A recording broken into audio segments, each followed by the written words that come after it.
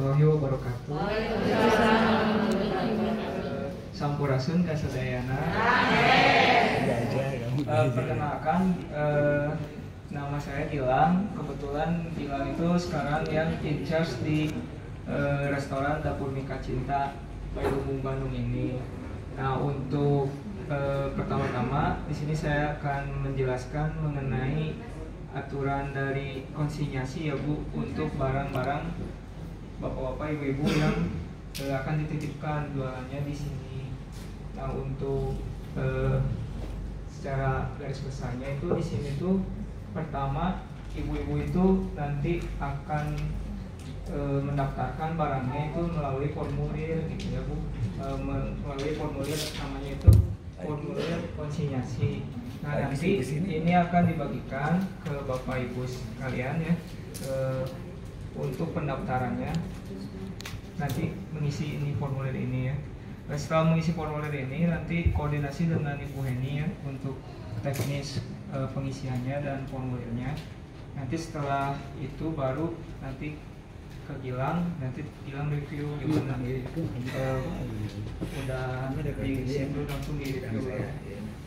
Buat Pak ke bawah Pak. Nah, ini bentuk formulirnya seperti ini. Di sini itu nanti ada pihak pertama. Pihak pertama itu Bapak Ibu sekalian ya, penjual. Lalu di sini diisi nama lengkapnya, terus nomor KTP ya, dan alamat. Nah, setelah itu pihak keduanya kita dari restoran Dapur Mika Cinta Lumung Bandung ya. Nah, di sini itu ada beberapa poin kesepakatan. Jadi Bapak Ibu juga harus mengetahui beberapa poin ini untuk berjualan di ataupun menitipkan konsinyasi di sini ya. Yang pertama itu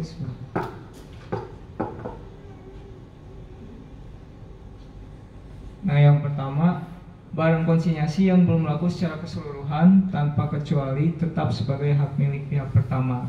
Di sini maksudnya apa? Nah, di sini itu jika Bapak Ibu menitipkan barang jualannya ya, atau barang konsinyasi disebutnya, yang belum laku secara keseluruhan yang ada di sini tetap menjadi milik Bapak Ibu sekalian barangnya. Nah, yang kedua, jika terjadi perubahan harga jual atas inisiatif pihak pertama, maka pihak pertama wajib memberitahukan kepada pihak kedua 1 bulan sebelum harga baru berlaku. Di sini maksudnya apa? Yang kedua itu jadi apabila Bapak Ibu misalkan menitipkan barang konsinyasi, barang jualannya, misalkan harga awalnya masuk ke sini itu kan 10.000 misalkan. Nanti apabila Bapak Ibu mengalami kenaikan harga mungkin karena ongkos produksinya ya yang meningkat gitu, nanti bisa koordinasi dulu 1 bulan sebelum menetapkan harga baru tersebut. Jadi jangan sampai ada nanti customer gitu ya, misalkan sudah berlangganan, takutnya kalau misalkan harganya mendadak berubah ya, mungkin dia juga nanti kesannya tidak tahu gitu ya, ataupun nanti ada kesan tidak nyaman dan lain-lain. Makanya nanti diberitahukan dulu kepada misalkan lewat Bu Heni ataupun langsung melalui ke saya gitu ya, untuk teknis ada perubahan harga gitu. Nah, itu tuh ajukannya boleh misalkan memang mendadak gitu ya, koordinasi dengan Bu Heni nya gitu ya, tapi nanti pemberlakuannya itu 1 bulan setelahnya gitu ya. Nah, seperti itu. Yang ketiga, apabila kondisi barang dagang yang dititipkan oleh pihak pertama mengalami kerusakan atau basi yang bukan disebabkan pihak kedua selama penjualan dan belum laku, maka barang tersebut tidak dihitung sebagai terjual. Pihak kedua wajib menyertakan foto sebagai bukti kondisi makanan yang basi ataupun rusak. Nah, di sini maksudnya apa? Jadi apabila barang dagangan Bapak Ibu itu yang dititipkan ke kami itu mengalami kerusakan gitu ya, maka pihak kami itu tidak bertanggung jawab atas barang tersebut, karena mungkin kerusakannya itu bukan dari kesalahan kami gitu ya, atau memang basi gitu ya, kan itu emang mungkin ada barang yang expirednya sudah lewat ataupun kemasannya sudah misalkan bukan rusak kayak seperti apa mungkin ya. Nanti misalkan kayak keripik, kan keripik itu bungkusnya ada yang transparan gitu ya. Nah, itu biasanya kalau misalkan berhari-hari berlama-lama itu keripiknya itu mungkin ke apa ya, ke goyang-goyang gitu ya, terus jadi bubuk gitu ya, jadi bubuk. Nanti kan ke kemasan yang transparannya itu tuh jadi agak lecek gitu ya kelihatannya tuh. Nah, kalau sudah barangnya kondisinya seperti itu, nanti pihak kita akan memfotokan gitu ya, bahwa barang tersebut sudah kurang bagus lah buat dijual gitu ya, mungkin karena tadi keripiknya banyak yang terlalu bubuk gitu ya, atau kemasannya ada kerusakan, atau makanannya sudah basi. Nah, itu nanti langsung dimasukkan ke data retur barang gitu ya, nanti disampaikan kepada Bapak Ibu untuk segera diambil. Nah, itu masuknya tidak terjual barang tersebut dan langsung diganti ya. Nah, ini yang poin keempat, itu pihak kedua wajib menjaga barang dagangan pihak pertama. Ya, nanti di sini tuh kita usahakan semaksimal mungkin untuk menjaga barang dagangan Bapak Ibu sekalian supaya tidak hilang ataupun rusak gitu ya, seperti itu. Nah, yang poin nomor 5, pihak pertama bersedia mengambil barang dagangannya kembali dari pihak kedua jika barang dagangan selama 1 bulan baru terjual 20% dan sisa barang sepenuhnya kembali milik pihak pertama. Di sini maksudnya seperti apa? Jadi maksudnya itu apabila Bapak Ibu misalkan store ke Gilang itu barang 10 gitu ya, jumlahnya 10, selama 1 bulan itu baru terjual 2 gitu, sisa 8. Nah, itu nanti akan ada evaluasi dari kita gitu ya, untuk gimana kelanjutannya, apakah akan diganti ataupun misalkan Bapak Ibu punya produk lainnya gitu ya, misalkan satu punya keripik, satu lagi punya misalkan cilok atau apa gitu ya. Nah, apabila nanti setelah 1 bulan itu baru 20% dari total yang Ibu titipkan gitu ya, penjualannya masih 20%, maka kita akan berkomunikasi dengan Bapak Ibu untuk segera merolling gitu ya, merolling barang dagangannya atau diberhentikan terlebih dahulu gitu ya. Nah, seperti itu. Terus yang nomor 6, uang hasil dari penjualan penitipan barang dapat diambil oleh pihak pertama dari pihak kedua setiap tanggal 10 per bulannya setelah penjualan terjadi. Nah, di sini ini untuk masalah pencairan ya, teknisnya. Teknisnya itu pencairannya itu dilakukan setiap tanggal 10. Nanti koordinasi aja detailnya ya untuk pencairan barang dagangannya kapan dengan Ibu Heni gitu ya. Seperti itu. Terus yang poin ke-7, pihak pertama secara berkala akan memberikan kepada pihak kedua atribut pemasaran seperti neon box, banner, brosur, kartu nama, dan atribut lain sebagai pendukung pemasaran. Nah, di sini itu untuk barang dagangan yang akan dijual nanti gitu ya Bu, sebaiknya menyertakan juga atribut pemasaran. Atribut pemasarannya itu dapat berupa misalkan brosur ya dari produknya, misalkan yang jualan jahe atau apa gitu ya, cara menyeduhnya atau manfaat khasiatnya gitu ya, itu mah bebas lah, mau kartu nama saja, mau brosur, mau banner gitu ya, silakan dibawa aja gitu ya, atau mungkin punya kemasan sendiri kreseknya atau apa, boleh dibawa gitu ya. Jadi supaya ada tanda gitu ya, pembeli itu kadang dulu itu juga pernah di sini ada penitipan gitu ya, ada penitipan misalkan madu. Nah, si madu ini tuh hanya menitipkan saja barang, tidak dengan misalkan brosurnya atau apanya gitu ya. Jadi nanti suatu saat ada yang kita juga kesulitan untuk menjelaskan apa produknya gitu. Tapi kalau misalkan ada atribut pemasarannya, entah brosur atau kartu nama, nanti kan bisa langsung di follow up gitu ya. Jadi tidak harus selalu melalui kami, dari Ibu langsung juga atau Bapak bisa gitu. Nah, seperti itu. Nah, ini untuk nomor 8, sistem profit yang disepakati bersama ini bagi hasil dari penjualan 20% atau dibulatkan ke atas. Nah, ini biasanya menurut Gilang kemarin tuh ke Bu Heni, 20% itu dinaikkan dari harga jualnya yang misalkan 10.000 ditaikkan menjadi 2.000, misalkan jadi 12 gitu. Jadi tidak ada kenaikan harga dari kita jual lepas gitu ya, misalkan dari Bapak Ibu 8 kita jual 15 gitu, atau hanya ditaikkan sebesar hanya 20% langsung dari 10.000 gitu ya, langsung dipotong gitu. Nah, seperti itu. Jadi harga sebetulnya bisa ditentukan oleh Bapak Ibu sendiri mau berapa standarnya gitu ya. Nanti ada potongan sebesar 20% yang tadi. Gitu. Nah, poin-poin ini nanti disepakati dulu, dibaca lagi gitu ya. Terus nanti bisa kalau misalkan mau mengajukan, diisi aja formulirnya, nanti serahkan ke Bu Heni gitu ya. Supaya nanti didata yang masuk siapa aja gitu ya. Langsung tanda tangan gitu ya. Nah, seperti itu.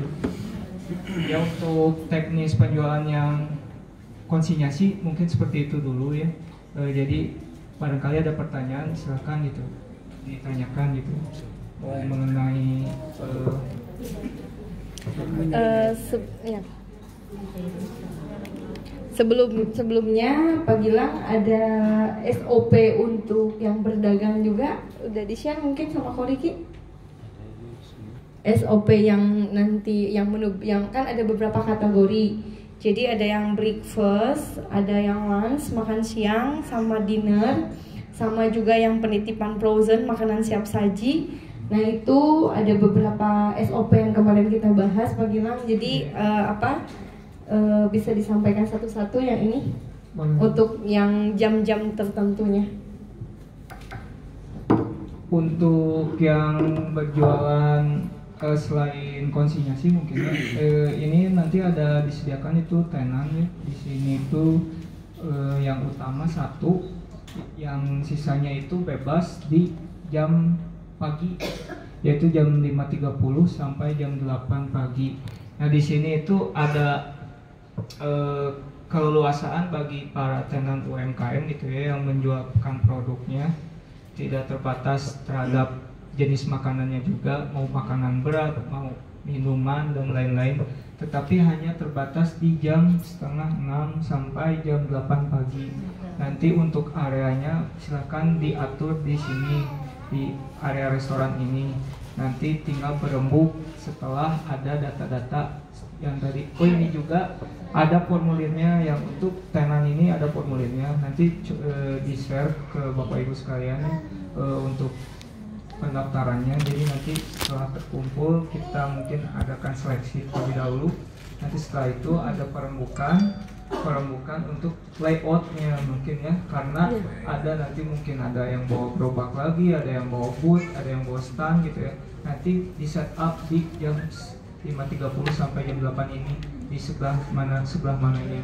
Untuk area tempat duduk bagi pelanggan sebetulnya bebas ya untuk jam segini. Jam 5.30 sampai jam 8 ini bebas, mau menggunakan fasilitas restoran juga tidak apa-apa. Seperti itu. Nah ini mungkin poin yang kedua ya, makanan harus dalam kondisi fresh, enak, siap saji, praktis, panas atau hangat untuk meningkatkan selera dan penjualan. Nah ini otomatis mengenai kualitas ya. Kualitas memang penting gitu, apalagi ini kan menciptakan brandnya UMKM gitu ya.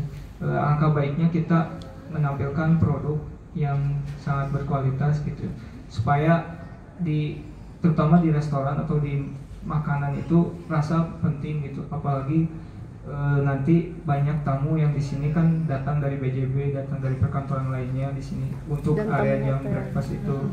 Nah bila rasa sudah oke, biasanya datang lagi lah gitu. Nah yang ketiga, perlengkapan pendukung seperti plastik, kresek, sendok, garpu, tisu, kresek, sampah disediakan masing-masing tenan penjual UMKM. Untuk mengenai teknis nanti akan disampaikan lebih detail ya, untuk seperti misalkan ada tenan yang berjualan di sini itu menyiapkan alat masaknya sendiri, dan juga tadi seperti rodanya atau gerobaknya atau standnya boleh bawa sendiri, dan juga yang petugasnya itu yang penting, petugasnya harap menyediakan juga satu orang juga tidak masalah, yang penting memakai seragam, mau itu celemek saja atau apa silakan nanti untuk jam-jam pagi itu, supaya terlihat terlihat profesional gitu, seperti itu.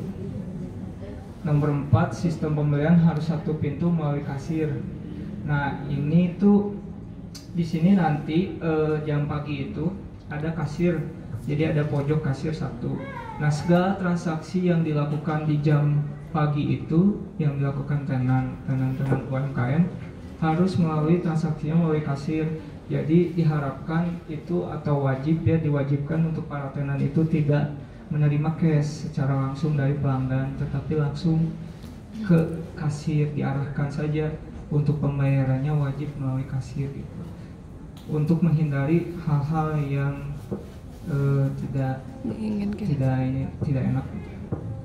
Nomor 4, sistem pembelian harus satu pintu, betul. Tenan penjual UMKM membuat nota sesuai pesanan pembeli dan memberikan nota pesanan tersebut kepada pembeli. Untuk pemesanan sebetulnya bisa langsung dilayani oleh para tenan ini ya, tidak harus langsung ke kasir untuk pemesanan. Pemesanan itu wajib dilakukan oleh para tenan langsung mendatangi customer gitu ya, entah memakai nota atau apa, pesannya yang diambil, nanti pesanannya diambil diarahkan ke kasir gitu ya. Untuk pembayarannya silakan Pak kasir misalkan seperti itu kalau ada pelanggan gitu ya. Nah seperti itu. Yang tadi sudah jelas ke bawah Pak.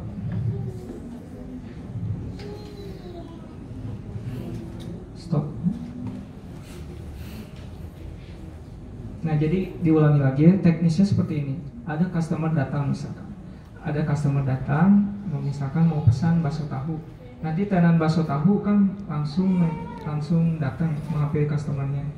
Silakan Pak mau pesan apa, nanti langsung ditulis dengan harganya, misalkan pesan bakso tahu 2 porsi, tulis harganya, kasih notanya, nanti disampaikan bilang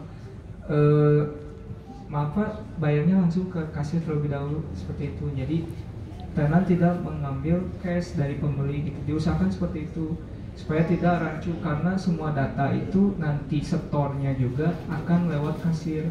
Nanti Bapak Ibu kan setelah jualan otomatis pencairannya kan, pencairannya itu seluruhnya lewat kasir, tidak melalui secara langsung seperti itu. Nanti dibagikan setelah akhir jualan, itu dibagikan gitu oleh kasir. Makanya penting untuk selalu bayar tuh di kasir. Nah kan ke bawah Pak.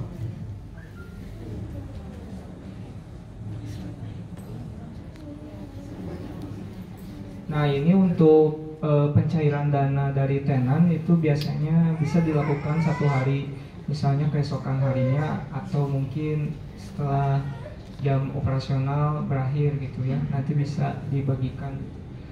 Selanjutnya tenan atau penjual UMKM bersedia merapikan mengambil barang perlengkapan masing-masing setelah makanan selesai dinikmati oleh pembeli.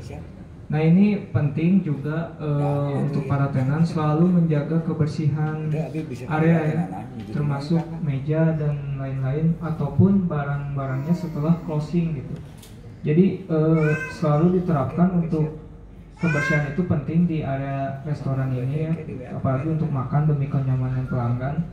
Setelah pelanggan makan, coba dicek lagi 30 menit setelahnya atau apa, kita cek sudah bersih, bisa disampaikan ke pelanggannya mau dibersihkan mejanya gitu ya, mau diambil piringnya gitu. Jadi selalu dalam keadaan bersih, termasuk saat closing juga ini diperhatikannya kan, waktu beresnya itu jam 8 pagi ya.